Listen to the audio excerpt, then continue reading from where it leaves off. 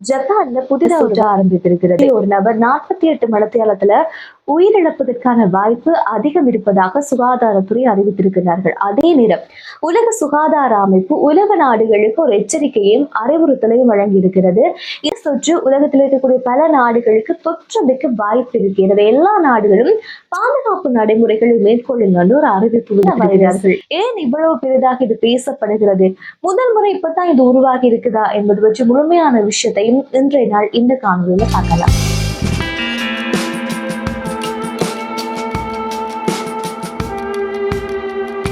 June மாசம் 2ஆம் தேதி ஜப்பானுடைய சுகாதார அமைச்சர் அறிவித்தல் ஒன்று விடுக்கிறாங்க. எங்களுடைய நாட்டுல ஒன்று உருவாகி இருக்கு. இதுவரைக்கும் அதாவது குறைந்த இந்த ஆண்டு மட்டும் 977 பேர் இதுல பாதிக்கப்பட்டிருக்கிறாங்க. மார்ச் மாதம் வரையிலான காலப்பகுதியில 77 பேருக்கும் அதிகமாக உயிரிழந்திருக்கிறார்கள் என்று ஒரு அறிவிப்பை விடுக்கின்றார்கள். ஆனால் இதுக்கு முதலே அடையாளம் கண்டுட்டாங்க. ஆனா ஏன் இதை இந்த ஆண்டு இவர்கள் உலகத்துக்கு அறிவு தந்தார்கள் என்றால் 2023ஆம் ஆண்டோடு ஒப்பிடப்படுகின்ற நேரத்துல இந்த ஆண்டு தொற்றாளர் பதிவு செய்யப்படுபவருடைய எண்ணிக்கை அதிகரித்திருக்கிறது. கணிசமான அளவு அதிகரித்திருக்கிறது. ஏனென்றால் சென்ற ஆண்டு வெறுமனே 941 பேர் அடையாளம் காணப்பட்டார்கள். ஆனால் இந்த ஆண்டு குறித்த ஜூன் மாதம் 2ஆம் தேதி வரையிலான காலப்பகுதியில் மட்டும் 977 பேர். எனவே இது மிகப்பெரிய எண்ணிக்கையாக பார்க்கப்படுகிறது. இந்த எண்ணிக்கை இப்போது வரைக்கும் 1000-ஐ தாண்டி இருப்பதாகவும் சொல்லப்படுகிறது. இதை விட முக்கியமான ஒரு விஷயம், இந்த தொற்று என்பது 2500-ஐ தாண்டும் இந்த ஆண்டுக்குள் என்ற ஒரு விஷயத்தையும் விழிப்புணர்வும் சொல்லப்பட்டிருக்கிறது. என்ன காரணம், ஏன் இவ்வளவு பெருசா பேசப்படுது என்றால், இது சாதாரணமாக கொரோனா தொற்று உருவானால் கூட ஒரு குறிப்பிட்ட நாள் வரைக்கும் ஒரு உயிரோடு இருப்பார், அவருக்கான சிகிச்சைகள் அளிக்கப்படும். ஆனா இந்த உருவான ஒரு நபர் 48 மணித்தியாலத்துக்குள்ள சரியான மருத்துவ சிகிச்சை அளிக்கப்படாவிட்டால் அவருடைய உயிர் கேள்விக்குறியாக மாறுகிறது. இதற்கான ஒரு சில அறிகுறிகள் ஆரம்பத்துல சொல்லப்படுகிறது. எப்படி எங்களுக்கு கொரோனா காலத்துல சும்மா காய்ச்சல் ஏற்படுகின்ற நேரத்துல உடல் எப்படி இருக்குமோ அதே மாதிரி தான் இது தொற்ற ஆரம்பிக்கிறது. முதல்ல எங்களுக்கு அது காய்ச்சல் வரும், அதுக்கு பிறகு எங்களுக்கு தலைவலி ஏற்படும், உடம்பில் இருக்கக்கூடிய தசைகள் இறுகுவது போல உடம்பில் இருக்கக்கூடிய தசை கொஞ்சம் வலிக்க ஆரம்பிக்கும், அதுக்கு பிறகு தொடர்ச்சியான வாந்தி எங்களுக்கு உருவாகும். இந்த சிம்டம்ஸ் யாருக்காவது இருந்தால், இந்த அறிகுறி இருக்கின்ற பட்சத்துல உடனடியாக மருத்துவமனையை இப்போது நாட சொல்லியிருக்கிறார்கள். இந்த ஜப்பானின் டோக்கியோ பகுதியில் அதிகமானவர்கள் அடையாளம் காணப்படுவதாகவும் அறிவிப்பு விடுக்கப்பட்டிருக்கிறது. இது மட்டும் கிடையாமல் இனி வரக்கூடிய நாட்கள்ல கொரோனா தொற்று கால பகுதியில் எப்படியான விதிமுறைகளை நீங்கள் பின்பற்றினீர்களோ அதே விதிமுறைகளை பின்பற்றுங்கள் என்று ஒரு அறிவிப்பு விடுக்கப்பட்டிருக்கிறது. அடையாளம் காணப்பட்ட நபருக்கு உடனடியாக சிகிச்சை அளிக்காவிட்டால் இந்த சாதாரணமாக இருக்கக்கூடிய அறிகுறி உடனடியாக, அதாவது காலையில ஒருவருக்கு தொற்று ஏற்படுது, காலையில உங்களுக்கு வலி ஏற்படுதா இருந்தா அந்த காலையில ஏற்பட்ட வழி உங்களுக்கு மதியமாகிற நேரத்துல உங்களுடைய உடல் தசைகள் எல்லாம் இறுக ஆரம்பிக்கும், அதுக்கப்புறம் உங்களுடைய உடல் பாகங்கள் ஒவ்வொன்றும் செயலிழக்க ஆரம்பிக்கும் அப்படின்ற ஒரு அறிவிப்பு, ஒரு எச்சரிக்கையை விடுத்திருக்கிறார்கள். இந்த பாக்டீரியா இதுதான் செய்யுது. உங்களோட உடம்புக்குள்ள பாக்டீரியா உங்களுக்கு போகுமா இருந்தா போனதுக்கு பிற்பாடு உங்களுடைய உடல்ல இருக்கக்கூடிய திசுக்களை முதலத்து தாக்க ஆரம்பிக்கும். அதுக்கப்புறம் ஒவ்வொருவருடைய ரத்தங்களையும், யாருடைய உடலுக்கு சென்றிருக்கோ அவருடைய ரத்தங்களை தாக்க ஆரம்பித்து உடல் முழுவதும் பரவும். அதுக்கு பிறகு கொஞ்சம் கொஞ்சமா உடல் பாகங்கள் அது ஊடுருவி உடல்களை, முக்கியமா இதை எப்படி சொல்றாங்கன்னா உடலை உண்ணக்கூடிய ஒரு பாக்டீரியா, அவங்களுடைய உடல் பாகங்களை உட்கொள்ளக்கூடிய ஒரு இந்த தொற்று அப்படின்ற ஒரு விஷயம் முன்வைக்கப்பட்டிருக்கிறது. இதுதான் முக்கியமான காரணம். உடனடியாக மருந்து செய்யாவிட்டால் ஒவ்வொரு பாகங்களாக உடல்ல இருக்கக்கூடிய ஒவ்வொரு பாகங்களையும் தாக்குகின்ற நேரத்துல உடனடி சிகிச்சைகள் வழங்க வேண்டிய தேவை இருக்கு.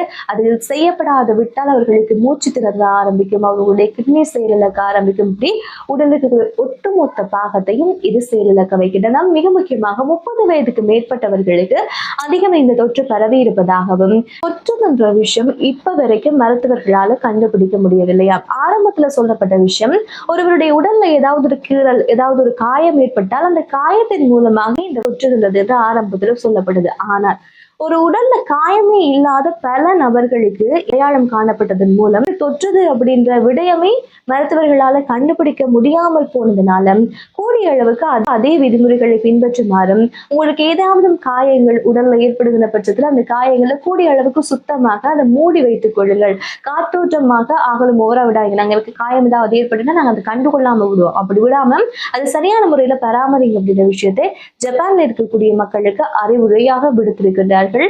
இதுல முக்கியமான விஷயம், இது எப்படி பரவுது என்று தெரிஞ்சாதான் இது பரவாம இருப்பதற்கான வழிமுறைகளை செய்யலாம். ஆனால் இது எப்படி பரவுது அப்படின்ற விஷயம் இப்போது வரைக்கும் மருத்துவர்களுக்கு பல கேள்விகளை ஏற்படுத்தி கொண்டிருக்குது. எனவே இந்த தொற்று உலகத்தில் கூடிய பல நாடுகளுக்கு பரவுவதற்கான வாய்ப்புகள் இருப்பதாகவும் இதன் காரணமாகத்தான் சொல்லப்படுகிறது. அதே நேரம் ஐரோப்பாவில் இருக்கக்கூடிய 5 நாடுகளில் ஏற்கனவே இந்த தொற்று உருவாக்கி இருப்பதாகவும் நம்பப்படுகிறது. இதை இன்னொரு முக்கியம், இந்த தொற்று 1999ஆம் ஆண்டிலிருந்தே கண்காணிக்கப்பட்டு கொண்டே இருக்கிறதாகவும் இப்போது இதனுடைய வளர்ச்சி சடதியாக அதிகரித்திருப்பதுதான் இந்த பயத்துக்கும் இந்த பரபரப்புக்கும் காரணமாக இருக்கிறது. எனவே கூடிய அளவுக்கு இதுல கொஞ்சம் அவதானத்தோடும் கொஞ்சம் பாதுகாப்போடும் சுகாதார நடைமுறைகளை சரியாக கடைபிடிக்குமாறு மருத்துவர்கள் எச்சரிக்கை சொல்லிக் கொண்டிருக்கிறார்கள். ஜப்பான்ல உருவாயிருக்கக்கூடிய இந்த STSS என்று சொல்லப்படுகின்ற சுற்று பிற நாடுகளுக்கும் இலகுவாக பரவும் அப்படின்னு சொல்றதுக்கான காரணமும் உங்களுக்கு சொல்லி இருக்கிறோம். எனவே கூடிய அளவுக்கு கவனத்தோடு இருந்து கொள்ளுங்கள். எனவே எல்லா இடங்களிலையும் பரவுறதுக்கு வாய்ப்பு இருக்கு. எப்படி பரவுதல் தெரியாததால்தான் முக்கியமான பயத்தையும், ஒருவருக்கு இது தொற்றினா 48 மணித்தியாலத்துக்குள்ள சிகிச்சை செய்யணும், அந்த 48 மணித்தியாலத்துல ஒருவருடைய உயிரை எடுக்கக்கூடிய அளவுக்கு இதனுடைய தாக்கம் இருப்பதுதான் இவ்வளவு பெரிய பயத்தையும் ஏற்படுத்தி இருக்கிறது. எனவே இந்த ஆண்டுல இறப்பு வீதம் என்பது, இந்த தொற்றால இந்த ஆண்டுக்குள்ள இறப்பு வீதம் 30% அதிகரிக்கும். ஒரு 2500 பேர் தொற்றுல பதிவு செய்யப்படுறாங்கன்னா 30% இதை கண்டிப்பாக உயிரிழப்பார்கள் அப்படின்ற விஷயத்தை நோய் கட்டுப்பாட்டு மற்றும் தடுப்பு மையம் எச்சரிக்கை விடுத்திருக்கிறார்கள். இதுல என்னதான் மருத்துவ சிகிச்சை அளித்தாலும் இதுல 10ல் 3 பேர் இறப்புறதுக்கு வாய்ப்புகள் அதிகம். கண்டிப்பா ஒரு 10 பேருக்கு ஏற்பட்டா அந்த 10 பேர்ல 3 பேர் இறந்து போவாங்க அப்படின்ற விஷயத்தையும் எச்சரிக்கையா சொல்லி இருக்கிறாங்க. எனவே இந்த விடயத்துல கொஞ்சம் அவதானம் செலுத்தி கொடுங்க அப்படின்ற விடயத்தையும், புதிய புதிய வைரஸ் தொற்றுகள் உருவாகி கொண்டிருக்க, முக்கியமாக இது இலங்கையை தாக்குமா அப்படின்னு நாடாளுமன்றத்திலேயே கேள்வி எழுப்பப்பட்டிருக்குது. ஆனால் இலங்கையுடைய சுகாதாரத்துறைகள் இல்லை, இது இலங்கைக்கு இப்ப தாக்குறதுக்கான வாய்ப்பு குறைய அப்படின்னு சொல்லி இருக்கின்றார்கள். ஆனால் இதே விஷயத்தான் கொரோனா கால பகுதி இடம்பெற்ற நேரமும் சொல்லப்பட்டது. எனவே இந்த விடயங்கள்ல அவதானமாக இருந்து கொள்ளுங்க. இது தெரியாதவர்களுக்கு இந்த விஷயத்த நீங்க அனுப்புங்க. எங்கெல்லாம் இருந்து பாக்குறீங்களோ அந்த இடத்துல கூடிய அளவுக்கு எப்படி நாங்க கொரோனா கால பகுதியில கைகளை சுத்தமா வச்சிருந்தோமோ, எப்படி பாதுகாத்தோமோ, தேவையில்லாத இடத்துல தொடுதல் வச்சிருக்காம இருந்தோமோ அதே நடைமுறையை பின்பற்றினா ஓரளவுக்கு இந்த பிரச்சனைகள்ல இருந்து தப்பித்துக் கொள்ளலாம். இந்த விஷயத்தையும் தெரியாதவர்களுக்கு ஷேர் பண்ணி கொள்ளுங்க. இது பற்றி உங்களுடைய கருத்துக்கள், உங்களுக்கு தெரிஞ்ச விஷயங்கள் எதுமாக இருந்தால் கண்டிப்பாக மறக்காம கமெண்ட்ல சொல்லுங்க. மற்றும் ஒரு காணொலியில சந்திக்கலாம். இது வரைக்கும் சப்ஸ்கிரைப் பண்ணீங்கன்னா சப்ஸ்கிரைப் பண்ணுங்க. முக்கியமான விஷயங்களை இனி வரக்கூடிய நாட்கள்ல அறிஞ்சு கொள்ளலாம். நன்றி, வணக்கம்.